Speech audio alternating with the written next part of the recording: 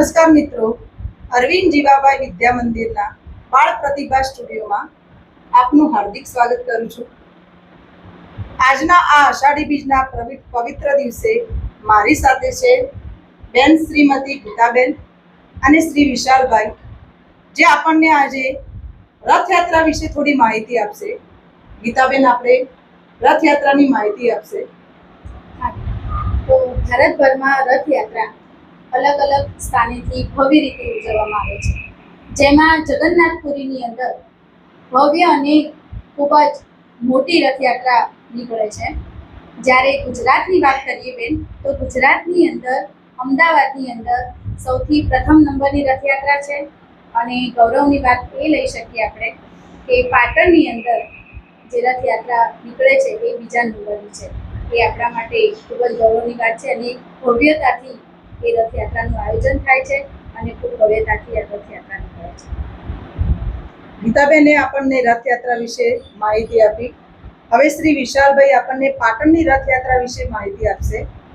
પાટણની રથયાત્રા એ પ્રાચીન સમયની ચાલી આવે છે। ગુજરાતની બીજા નંબરની પાટણની જગન્નાથ ભગવાનની રથયાત્રા 143મી રથયાત્રા નીકળે છે। એમાં વિવિધ કાર્ય થતા હોય છે। એમાં જલયાત્રા, રથોત્સવ અને ચક્ષુ ઉન્મિલન જેવા વિવિધ કાર્યક્રમો ઉજવાય છે। આભાર વિશાલભાઈ તમારો। ગીતાબેન, તમે જલયાત્રા વિશે થોડી માહિતી આપશો। હા, તો પાટણમાં ગણેશ આશ્રમ આવેલું છે।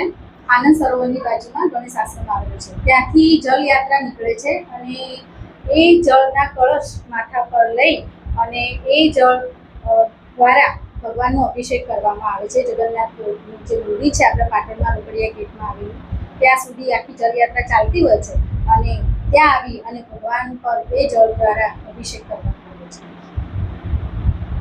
તો આપણને ગીતાબેને જલયાત્રા વિશે ખૂબ સરસ માહિતી આપી। હવે નેત્રોત્સવ વિશે વિશાલભાઈ આપણને માહિતી આપશે। નેત્રોત્સવ વિશે આપણે વધુમાં જાણીએ તો 22મી જૂન 11 કલાકે મધ, ઘી, સાકર, તુલસીના પાન, વરિયાળી, જાયફળ, ગંગાજળ, કેવડાજળ, ગુલાબ વગેરે દ્રવ્યોથી તેમને આંખોથી સાફ કરવામાં આવે છે અને આંખોના પાટા બાંધી અને એમના મોસાળે મોકલવામાં આવે છે। આભાર વિશાલભાઈનો।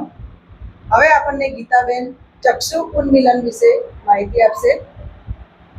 ભગવાનને આંખો આવી તેથી તેમને મોસાળ મોકલવામાં આવ્યા। 3 દિવસ પછી જ્યારે ભગવાનને સારું થાય છે ત્યારે જગન્નાથ ભગવાનને તેમના પોતાના જે નિજ મંદિર છે ત્યાં લાવવામાં આવે છે અને સવારે 10 વાગે એ સવારમાં સારા મુહૂર્તની અંદર ભગવાનના પાટા ખોલવામાં આવે છે, એમનું પુનઃમિલન થાય છે।